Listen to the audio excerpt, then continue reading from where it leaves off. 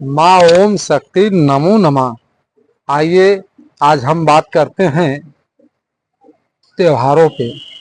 देखने में आ रहा है कि कोई भी त्योहार 2 दिन 3 दिन पड़ जा रहा है। समाज में लोग भ्रम में पड़ जा रहे हैं कि कौन सा त्योहार किस दिन मुख्य रूप से पड़ेगा। कोई आज कह रहा है, कोई कल कह रहा है। ऐसे में समाज में लोग भ्रमित हो जा रहे हैं। कोई एक निर्णय नहीं बन पा रहा है। इस पर शास्त्रों पर, पंचांग पर लोग प्रश्न भी उठा रहे हैं। उनको कहते देर नहीं लग रहा है कि ये सब अव्यवस्थित व्यवस्था की देन है, लेकिन ऐसा कुछ नहीं है।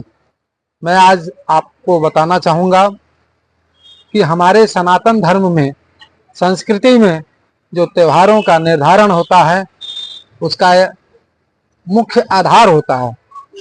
उस मुख्य आधार के ऊपर त्योहारों का निर्धारण होता है। हमारे सनातन धर्म में जितने भी त्योहार हैं, उनके आधार मुख्य रूप से ग्रहों के चाल के हिसाब से,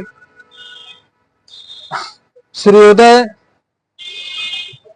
के हिसाब से, उसके बाद तिथि के हिसाब से, नक्षत्रों के हिसाब से और मुहूर्त के हिसाब से, इन आधारों पे त्योहारों का निर्धारण होता है। कभी कभी उदया तिथि को लेकर के किसी त्योहार का निर्धारण हो जाता है। कभी कभी ग्रहों के चाल के आधार पे त्योहारों का निर्धारण होता है। कभी कभी तिथि के आधार पे त्योहारों का निर्धारण होता है और कभी कभी नक्षत्रों के भोग के अनुसार त्योहारों का निर्धारण होता है और उसी में मुहूर्त का भी विशेष महत्व होता है। इसमें अब सबको मिलाकर के एक ठोस निर्णय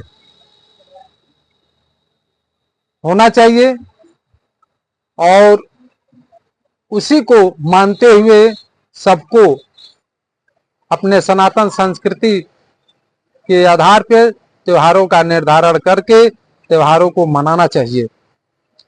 हाल ही में ये नवरात्र को लेकर के लोगों में भ्रांतियां फैल गई हैं कि नवमी का जो हवन होता है किस दिन होगा। कुछ लोग 9 दिन का व्रत थे, वो हमेशा पूछ रहे थे कि 9 दिन वाले व्रत वाले व्यक्ति किस दिन हवन करेंगे, किस दिन कन्या को खिलाएंगे, किस दिन पारण करेंगे। कुछ लोग पहला दिन और अंतिम दिन यानी चढ़ंती और उतरंती व्रत रहते हैं। वो लोग भी भ्रम में थे कि किस दिन लास्ट वाला व्रत करना है। ऐसे में सही निर्णय न होने के नाते समाज भ्रमित सा हो गया था। तो मैं आपको बता दूं कि ये इसलिए हुआ था कि जो ये त्योहार हैं वो नक्षत्र भोग के अनुसार होते हैं। ये नक्षत्र कभी कभी सूर्योदय के साथ न होकर के सूर्योदय के बाद मध्य काल में, कभी कभी प्रथम प्रहर में, कभी द्वितीय प्रहर में, कभी दोपहर में, ऐसे सूर्योदय के बाद कई प्रहर बीतने के बाद नक्षत्रों का उदय होता है और हमारे त्योहार उन नक्षत्रों के उदय के आधार पे तिथि का निर्धारण करते हुए त्योहारों का निर्धारण होता है। इस आधार पे वह कभी कभी 2 दिन पड़ जाते हैं। मान लीजिए यही नवरात्र को ले लीजिए। नवरात्र में उतरंती व्रत जो था वह जो अष्टमी था, वह सूर्योदय के कुछ घड़ी के बाद नक्षत्र का उदय हो जा रहा था। ऐसे में लोग उसको निर्धारित नहीं कर पाए, लेकिन वही मुख्य रूप से यदि अष्टमी मध्यकाल से शुरू हुआ तो हम उस व्रत जो है मध्यकाल से थोड़ी ना शुरू करेंगे, हम तो व्रत सुबह से ही शुरू करेंगे। इसलिए हम उसको सुबह से ही व्रत को कर लेते हैं।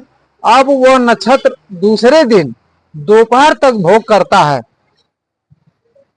इस आधार से हम दूसरे दिन जो पारण है सही मायने में दोपहर के बाद करना चाहिए। कुछ लोगों का मत है कि यदि आज नक्षत्र दोपहर से उदय हुआ है तो आज व्रत नहीं रहेंगे, कल के जो 12 बजे तक भोग कर रहा है उसमें व्रत रहेंगे। ये सर्वदा खंडित माना जाएगा, क्योंकि यदि आज व्रत नहीं करते हैं तो वो क्या होगा, व्रत का तो नक्षत्र आज से ही शुरू है। ऐसे में आप यदि भोजन कर लेते हैं तो व्रत खंडित हो जाता है। इसलिए सूर्योदय से आज ही व्रत कर लें और अगले नक्षत्र 12 बजे तक व्रत करते हुए जब वो नक्षत्र बीत जाए, नवमी की नक्षत्र आ जाए, तो उसमें पारण कर लेना चाहिए। ऐसे में आज और कल दोनों का महत्व बना रहता है और हमारा व्रत का जो पालन है पूर्ण हो जाता है। उसके बाद हम हवन कर लेते हैं।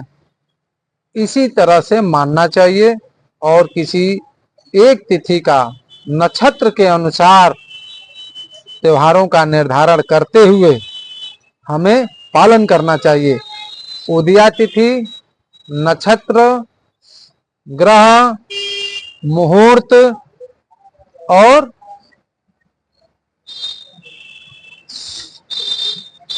ये जो त्योहारों का मूल तिथि है उस आधार पर हम निर्धारण करते हैं। मां ओम शक्ति, नमो नमः।